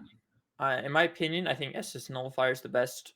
Yeah. You kind of play very pokey early game, especially into heroes that struggle for mana, like Richter, like Narbash, like Morn. I think draining the mana and dealing true damage is very good. I think the other ones, the cleansing your target on an ultimate, that is so hard to coordinate. Yeah. I don't think that one's very good. And then Alacrity one is all right too. That's her like orb that she shoots out, Yep. and it reduces the ability cooldowns of the target. It shields, so you can kind of help your ADCs or your mid laners or whatever. In my opinion, yeah, I guess they're both kind of okay. It just depends on like how you want to play. If you play very passively as Muriel, Circuit Reset's probably for you, but Essence Nullifier if you're like a very aggressive, like walking at the enemy, queuing them, eating yourself. I think that's the way to go. Yeah, it just adds a little bit more burst and plus mana drain on her damaging ability. That's kind of nuts. That would be the one that I'd pick. Yeah. Narbash. Haven't played Narbash. I really like the percussive tear, which is each hit of crash bang boom deals 2.5% of the or shreds armor uh for 3 seconds. I think that is a very cool one. I think his best one is probably March gives your allies attack speed. 24% at max level is quite a bit. It's a lot. Yeah. The other You one is you can sorry, go pop ahead. that on. No, I was just gonna say you can just pop March on objectives too, so that it makes one of his abilities useful in literally all scenarios. 100%. I think they should have given him DDR augment, where like your alt does like 50% more damage, but you have to play like DDR with your arrow keys on the side or something. I think that'd be kind of funny. That'd be Uh, nuts. something like that. What are your thoughts on phase? Let's see. Her Essence Catalyst, Psychic Support. Her Essence Catalyst also restores the linked ally's mana over the duration. Final Flash. They did not use Vegeta's ability name on here. Oh my god. Energy Lance is 30% shorter but deals more damage. Never Definitely not picking that that one. one. Definitely not that one. You don't that ability. You're not taking phase for damage. That's terrible. Yeah, And then Kindred Surge Hyperflex grants 10% more movement speed and 1.5% max health regen for its duration. I think it's got Uh, to be that one, right? yeah, it's either Kindred Surge or Psychic Support. Final Flash just isn't even anything. Yeah. I'd probably say Kindred Surge, maybe. It basically gives her Narbash March, essentially. Mm-hmm. But that is on her ultimate, so Especially because when you are playing the Sparrow, though, that goes a long way. yeah. Like being able to like giving your Sparrow health regen and ult, just walking at you, and the way that Sparrow is like Sparrow's augments are freaking crazy as well. She'll just two tap you and she will walk you down with it. Yep. So in my opinion, Kindred Surge is the way to go, especially because this hero can only play one role, right? So Yep. Yeah, I don't disagree. Yeah, I don't know what they were thinking with Final Flash. they're trying to This is make him really a mid laner. yeah. Rampage. This one's got some pretty fun ones. I think the rumbling where you get to hold your rumble is bad. It drains mana way too fast. It does not do a whole lot. Rock and Awe, I think, has got to be probably the best one. Being able to pull rocks midair, and they also deal 0 to 80% more damage based on the distance thrown. So you kind of get the Is Decker stun effect. that the best one, Salsa? I'm okay. Are I'm you saying sure that's that's the the best best one? one objectively. The most fun one is obviously the Tiny Titan. Uh, I guarantee everybody who's listening has seen this. Rampage, whenever he would go bigger, he gets smaller, so it stacks with Saphir's Mantle, Giant's Ring, and his ultimate. You can be like a 1.5 foot tall guy biting at people's ankles for a third of their HP every swing. Okay, that's an exaggeration. But you hit him like 5 or 6 times and you can kill an ADC. Not to mention that you gain attack speed. Or no, you don't gain attack speed. Gives him total, granting him 70% total attack. For that's such a weird way to. Oh, how does that read? Not well. Okay. Well, I think how it's supposed to say it, with removing his combat penalty while using basic attack. So you don't have a combat attack penalty, so you can just kind of move and attack at the same speed. I'm guessing it means that he does like 70% of the damage that he normally would, or would be plus. That's how I read it, but But I don't think that that's. I it don't think doesn't that's sound like what's it's intended. granting you something. No, They worded this very strangely. they did. But he does receive 35% more damage. So you do take a lot more damage, but you're tiny. It's hard for people to hit you, especially with the offset for ADCs. Very hard to get this guy off of you. Not to Yeah. mention that you can still insta pull a rock while tiny. Um, it's hilarious. This is by far the funnest one of this patch. If you have not played it, even if you don't play frickin' Rampage, just give it a try. You can even play it offlane if you want. Maybe not in your ranked games, but in your standard games, just go Catalytic Drive, play them on offlane, and give it a shot because I think it is worth the time to play it.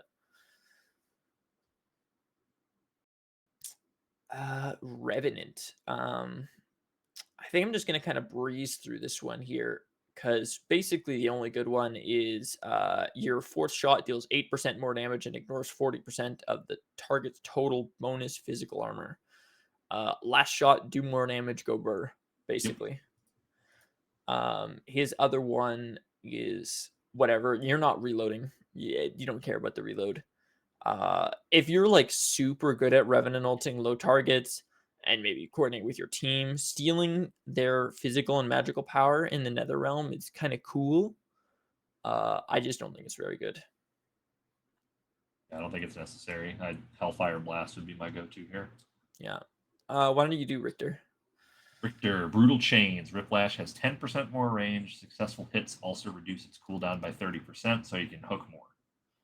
Current Overload, Electrocute grants 8% more move speed and deals 30% more damage to monsters. Pretty good if you're in the jungle. And then Wanton Warden, Richter regenerates health equal to his damage received over 5 seconds, which increases at levels 1, 6, 11, and 16. And that's when your ultimate levels up, I think, is those levels 6, 11, 16. Yeah, I think, I mean, if you're playing Richter to hit the hooks, I think just the Brutal Chains is better. It's just 10%. It can be deceiving how far it actually goes. I had problems hitting it, but I've also seen people that have like absolutely slapped on this hero, and just like they're like hitting every single hook because of the extra range. Yeah, current overload, like I said, I think it'd be good if you're playing In the Richter jungle, jungle. but you know, I think there's better picks in jungle, so there's really no need to take current overload. I think Richter is all about the hooks. More hooks, better. Yeah. So, 100%. Why don't you do this one here too? Have you played any Seraph? I've not played Sarah since the patch. I have played her recently. I've always loved this character, but yeah. So her first one is Vital Resonance. Upon picking up a Fallen Grace Visage, she restores 150% total physical power as health. So just basically gets a big burst of health whenever she picks up the red, orbs. the fire orbs. The kill orbs, yeah. Yeah. Wrath Unleashed, Seraph gains 20% critical strike chance while Heresy is active. And then this one's called Wanton Warden as well. I think that might be. Oh, that is definitely a typo. That's That's funny. definitely a typo, but I don't know exactly what it's called, but her Ascend now stuns enemies for 0.4 seconds when it deals damage. So she has a stun in her kit now if you take this one, which is not called Wanton Warden. I Um, think that's probably your best one, right? I think Has that's to be. I think that's probably the best one. I can definitely see Vital Resonance being useful in like a team fight scenario. Yeah. Because that healing could legitimately save your It could ass. make or break. I mean, you are a very much a hero that wants to kill one person first, and then you just like go down the line. Yeah. But I think having a stun in her kit for a jumping on people and jumping out is very good. Yeah, I agree. It's less than half a second, but I mean, we all we're mobile players. Half a second is can be an eternity sometimes. It can make or break a fight. Yeah, 100%. Sevarog. The only one that is the fun one is Gravebreaker. It only says 25%. It's got to Uh, be more. oh, okay. Each time Sevarog reaches a new soul tier, aka what is it? It's 40, 80, 120, 160 stacks. Your knockback is increased by 25%. So at max stacks, you get a 125% extra range, It's just which crazy. is crazy. I've had clips of like I had one guy knock a steel over me. So he's by the red entrance by 2 camp by the stairs, and he knocked him over my head, over the Fangtooth pit, and over to like the opposite side blue. It was nuts. And I was like standing underneath it, and I just like look up and over as this steals like a shooting star across my screen. Um, I think Gravebreaker is the best. I think Grim Harvest, I accidentally used this one while playing several because I forgot to pick my augment. It felt fine. Being able your siphon being able to execute enemies was like all right, but if you're decent at stacking, you're never gonna need this. Yeah. Um, and then the granting souls when damaging a hero is just not it because you never want to like dash through somebody. Um, One thing I do want to note though for people who are learning Sevarog is that your dash can stack stuff, so you can like get a whole wave to 1 HP and then dash through it, and you will get all of those minions as stacks. Which is very cool. I did not know that. I learned it the other day, and I figured I'd just share the knowledge. You want to do Shinbi? Yeah, so Showstopper, Rushing Beat now applies 2 stacks of track to heroes upon damaging them. Bites per minute, abilities reduce biting melodies cooldown by 1 second more. And then Natural Talent, Shinbi permanently gains 0.5 ability haste upon killing a camp leader. So that's a jungle augment for sure. Yeah. I don't know. I'm not sure. I haven't seen a lot of Shinbis to be honest. Like I feel Me like either. this patch changed it a lot. Sorry, go on. No, I was just saying, yeah, I haven't played Shinbi recently. I obviously haven't played her with this patch.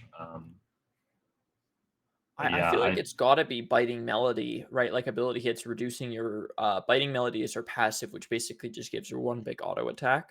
yeah, So like just hitting your stuff, you just get more empowered auto attacks, and you're already kind of that character that sticks. Like you're supposed to dash in, kill the ADC, and get out, right? yeah. But you kind of do that by weaving auto attacks and line tempos and stuff. So I feel like that's got to be the best one. I mean, like Showstopper, like the rushing beat applying 2 stacks upon damaging. Like, yeah, that's okay, I guess. But I don't. I've never really had issues getting stacks up on The other people. thing is rushing beat is her dash, right? Yeah. Yep. And a lot of the time you're not like dashing through people. I don't know. I don't play this hero very much. Yeah. Um, The only characters that I dash through if I know for sure I have them isolated are like ADCs. Or yeah, if that like makes I'm sense. or if I'm just like in a full on like W key mode and off lane with her. But again, if I'm doing that, I'm not having trouble getting max stacks on them, so I don't really need the additional stack from the dash. Yeah. Skylar. I have not seen a lot of. I've seen some Skylars. Um, it seems like people go between suppressive fire and plasma barrage.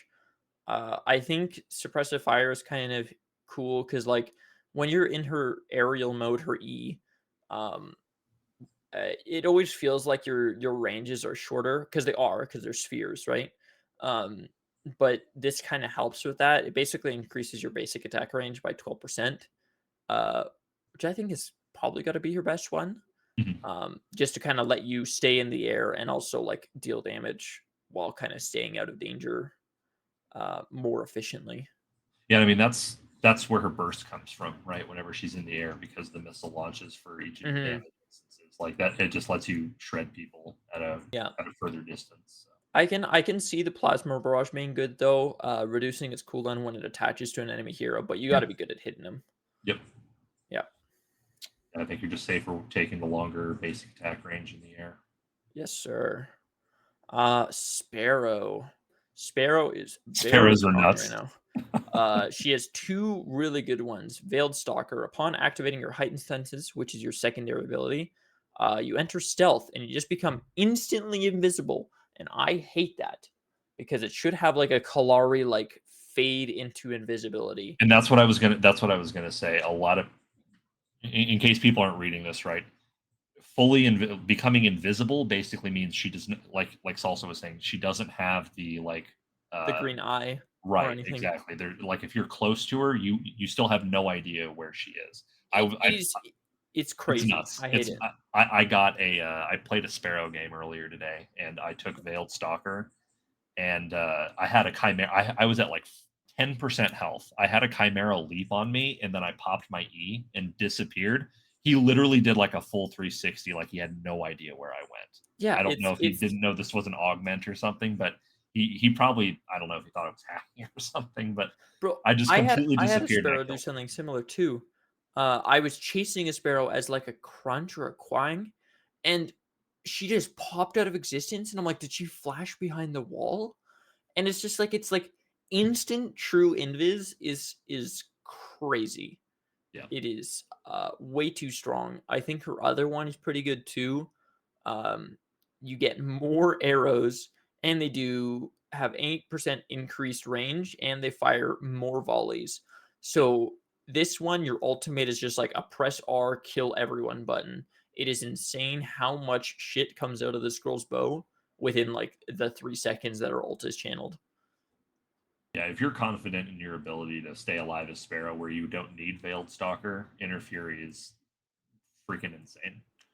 It is like literally you just walk up to anybody and press R, and if they're not like on you with CC, you're just dead. Like if you have a Sparrow on the enemy team running this, you need to focus them first because if you don't and they're free casting, they're gonna kill you all. Yep. Steel. While using Bull Rush, I have not seen a steal either. I think the bulldozer is kind of fun. Becoming unstoppable means you can't be CC'd out of it. Colossal Crash is his ultimate. That's the one we saw in the dev showcase. Basically, he does like knocks people away. So you think like how we mine, where it like blasts people away in all directions. His ult does that. And then I think the bad one is his shield has 2 charges, but is 70% less wide. So you just get two smaller shields. Um, if it's me, I'm taking the alt one. What about you?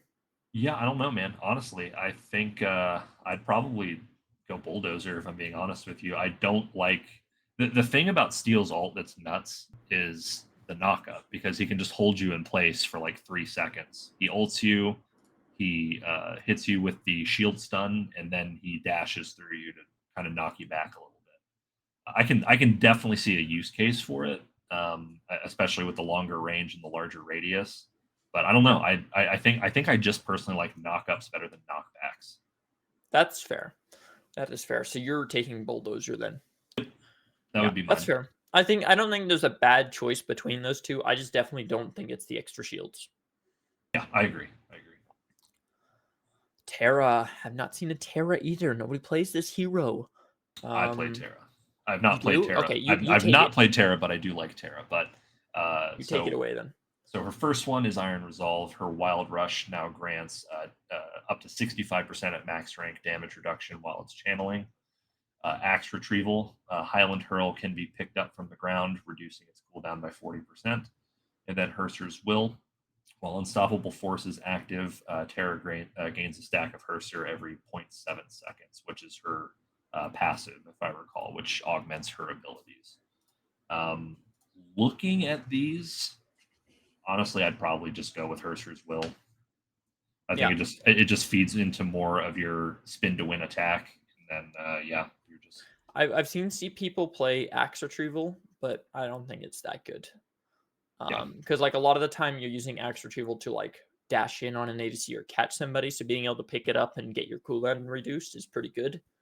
Not to mention on camps, you can just throw it at the ground and pick it back up immediately. But yeah, I think her either of Will those. is, yeah, especially her Highland Hurl got some extra love in this patch, so it's a Yeah, lot better now. And I think I just go with her Will just so I can get some. That way, whenever I pop my ult, I'm just even more of a beast.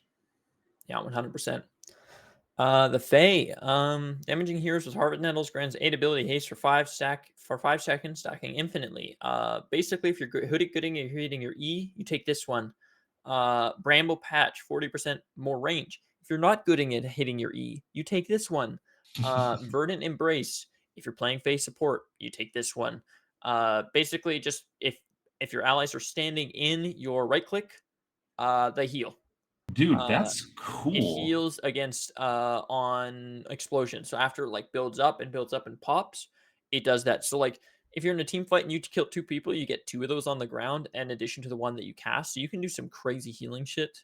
It'd be funny seeing a Fey Drongo duo lane and you got the gag grenade healing on the Fey healing. You just got infinite healing auras. I think any of these are fine. I think they're like not terrible. Bramble Patch going 40% further is a long That's a way. That is a lot. very long ability. And then yeah, if you're into a big fat howitzer, play natural infusions and just stack your E. I mean, it just means that you're just going to cast it more and more, and the damage is going to be amplified more and more. That's the super cool thing about the augments, though. And I mean, there were some others previously, like Final Flash, I guess, with Phase. You Yeah, could try her mid if you wanted to. I'm sure we'll probably see some top players doing something crazy with that, but that's just super cool that an augment can literally turn Faye into like a viable support. I mean, obviously people played yeah. her support I think it's before, very cool. but It gives so much replayability to the character, and it's yeah, so much easier for Ometa than just making a whole new character that's basically Faye with a heal. yeah, I think it is a very cool way, and I think there's a reason why Dota and League kind of have similar things in aspects, and I can't remember what the other one is called, but regardless, they have kind of similar stuff where you can kind of shift your abilities and directions to kind of better suit your play style. So mm, I think overall phase are they're all three are pretty decent depending on where you're playing. agreed. Twin Blast. I have not played Twin Blast because I thought Twin Blast was very bad. But Kev clapped my butt cheeks with Twin Blast today. Probably because he's just a fantastic duo laner. Like, he's a great ADC.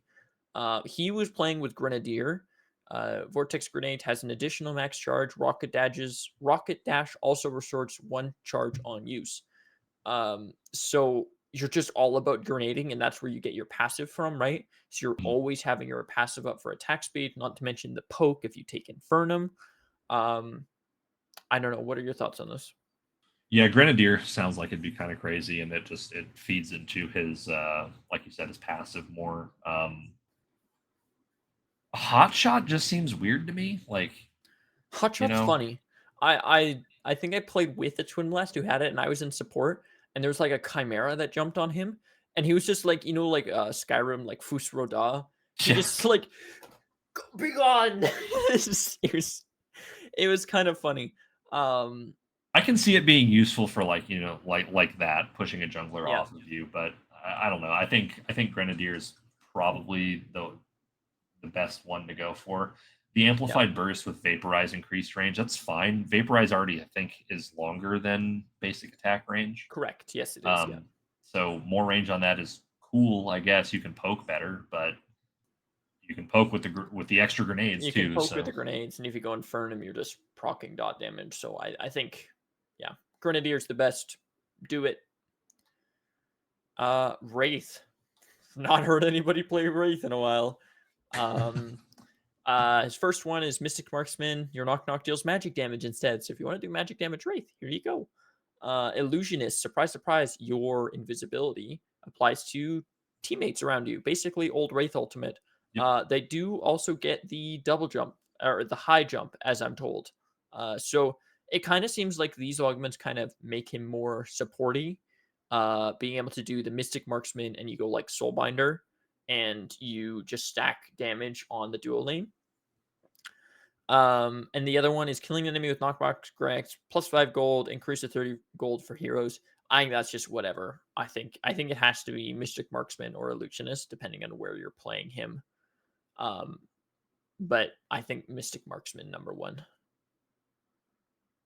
Yeah, I mean, I don't know. Illusionist just sounds like it's kind of nuts. It like you said, it's basically just turning his stealth into his old ult from Yeah. uh, 950 Paragon. units is not a lot. Yeah. So it'd be really hard to like get your whole team together. Also, his invis is not very long. Yeah, Um, I wouldn't take that if you're like solo queuing or something. yeah. But if you're in a like a stack with friends or duoed at least with someone, then yeah, you could get some pretty solid use out of I, that. I I'm want to sure. see I want to see like a comp game where someone uses the invisibility and they just like 5-man out of the blue. Like it's giving me like remember when the invisibility item came out, Echelon Cloak came out, Oh and yeah, people were doing that in like dual lanes where it's just like a Richter hiding in the shadows. Uh I think that could kind of make for some funny moments for sure. oh yeah. Well, you'll see some crazy stuff in PCC with that. I'm sure it wouldn't surprise me one bit. Yeah. Wukong. Basically his first one is what your high impact, your slam used to be is it would do more damage the higher you are, but it was capped. It's no longer capped. It removes that cap, so you can just slam from giant distances and do crazy amount of damage if you can get that high, which you only have a few abilities to use, but it can be pretty good. Wukong's max clone limit is increased by 1 and now generates a stack of hair every 4 seconds. I think this one's got to be the best one, to be honest. You don't need to auto attack things to have clones. You just always have clones, Yep. uh, which I think is kind of crazy. It worked against an offlane Wukong that I was playing into the other day. I was playing Severog. You gain stacks on Wukong clones. Um, at least I was told. So I was kind of I was stacking like I got like I got 160 stacks sub 18 minutes, um, Jeez. which is pretty good in my opinion. I feel like I need to play more Severog, to be honest. I really enjoy Severog right now, especially with He's a lot of fun. his fucking Happy Gilmore swing that he's got going on. It's all in the hips. It's all in the hips. Yin. Do you have any thoughts on Yin? I haven't seen any Yin. I've not played her yet. I do enjoy this character a lot, but I've not played her since they added the augments. But her first one is energy transfer. Deflecting a projectile grants 20% decaying movement speed over 2 seconds and gives you a shield. Serpent's Blessing. Her lash kick's cooldown is reduced by 50% when she vaults off of terrain. And then Storm of Salvation. Windburn lasts for 2 seconds longer and grants Yin healing on hit while it's active. The healing is 20% as effective against non-heroes. None of these honestly sound super great to me. Yeah, Um, they're all kind of meh. It's like the gadget one. It's like yeah, there's ones that are like okay, but I don't know. honestly, just and again, I'd have to toy around with it before I could make a definitive decision. But just on paper, I think Serpent's Blessing, just having the cooldown reduced by half whenever you're vaulting off of terrain, it just makes you more mobile. You can Yeah, traverse the jungle a lot quicker. So 100%. I kind of think like you could go Storm of Salvation. 2 seconds is a long time, especially because mhm. Windburn is such an important ability for her. Yep. Obviously, you suffer then on objectives, but I think your kill presence is a lot higher with that. Yep. Because it's only against non-heroes that the healing is 20%. The healing is 20% as effective, so it's minus 80% healing. Is how Yep. I read that. Okay. Yep. All right, that's Yin. We're getting to the end here. Holy cow! There's a lot of heroes in Pred. I don't know if we can do another one of these. Definitely not. This is um, just kind of a one time. This is the augments are the biggest change that Pred has ever had. Period. Bar none. 100%. So, much longer episode. Apologies for that, but this is a lot It of doesn't happen very information. often. Yeah, Yeah. this is not going to be every patch. So. Yeah, 100%. Uh, Yurei. I haven't actually played Yurei. She's banned in literally every game, and then we were playing in like the Creator Cup, Pinzo's playing her. Um, So Hallowed Strikes is her passive. You get additional range and bounces 2 more times. Soulstorm, I think that's the one that I've seen most people play. It grants 20% damage and it grants 20% damage reduction while active, and its cooldown is 10% higher. 10% lower. 10% lower. Sorry. Yes. Okay. Yes. Okay. That makes more sense. I was gonna say, why is it higher? Um, Destroying a Torn Spirit grants 25% decaying move speed over 3 seconds. I think it's got to be Soul Weaver. Her ult Yep. is so incredibly strong. Yep. And just giving yourself the mitigation or Yeah, damage reduction. she's a squishy assassin, and this is just flat damage reduction. It's Yeah. not physical prots and magic prots. It's 20%, 5% per unique Holy hero shit! hit. So you could get up to 45% damage reduction Flat if you hit a damage 5-man reduction ult. if you get a Flat 5-man day. ult, and then you displace all 5 of those guys Yeah, to and I you pull think them where all to the you center, were, and then your Fey walks up with her and ultimate. you have 10% cooldown reduction on it, basically. Yeah, that is crazy. Playing for ultimate, it's their strongest I ability. have Makes a never lot of played sense. this character. Soul Weaver sounds like the best one. Yeah, 100%. Zaris. I think his best one has got to be the Ascended. You basically just permanently gain HP and physical power every minute. You gain 1 HP and 1 physical power. So by 18 minutes, you're 180 HP, you're 18 physical power higher. You just get to scale for free. It also goes infinitely. There's no cap on it. Um, Master Spears is bad. Evade cooldown is like okay. I guess if you're going like Assassin Zaris. But for the most part, a lot of people go like Bruiser Zaris. You go like Augmentation. You go Tainted Blade. But if you're a baller and you want to go Malady, maybe Flow States for you. I just think Ascended is kind of nutty. It's hard to say no to free value. Yeah, It's hard. it's just free value. He's already a pseudo growth character with his ult anyway, so this just Yeah. kind of makes him even more of a growth character, and you don't have to do anything to get this extra health and power. So. Yeah. Zinx. I'm gonna be honest, I have no idea. Again, nobody has played Zinx. I have not played into a Zinx. Nobody has talked about Zinx. Uh, Looking at it face value, you get basically 2 charges, but they heal 10% less on your healing. Your right click. Your infuse on hit damage increased by 0 to 60 based on target's missing health. Um, Infuses on hit damage, but it doesn't do damage. Does it mean the target that you infuse does more damage? It must mean that. I think it has to mean that. Because your right click doesn't hit enemy heroes. Correct. I don't know. Correct us if we're wrong here, but Disc of Demise. Ricochet bounces 25% further, and each hit reduces its current cooldown by 5%, increased to 10% for heroes. I feel like the increased stuns has got to be it, right? Yeah. Like 25% further is crazy, and then you also get 10% cooldown if you hit one hero. Yeah, her ricochet is massive. Especially like you throw a ricochet with this augment on it during a team fight. I mean, good God, man. Yeah.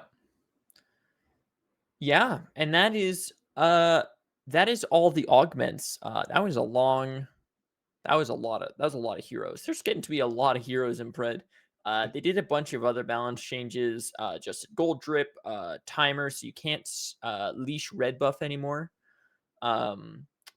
They adjusted camps, gold. They also balanced some heroes, but they all seemed pretty minor. I don't know. Was there any in there that you saw that were like pretty good? Yeah. Really, the only one that I saw, and I kind of did notes on all of them, but really, again, this isn't a balance patch. This is a content This is patch. an augment patch, 100%. So, but the biggest one I think was the Terra change. Her Highland Hurl now pierces heroes, and it doesn't have a fixed range. It's a lobbed projectile now with gravity. Oh, So that's fun. it'll fall off after a short duration while So it's in that the must air. mean that her Highland Hurl augment is better then.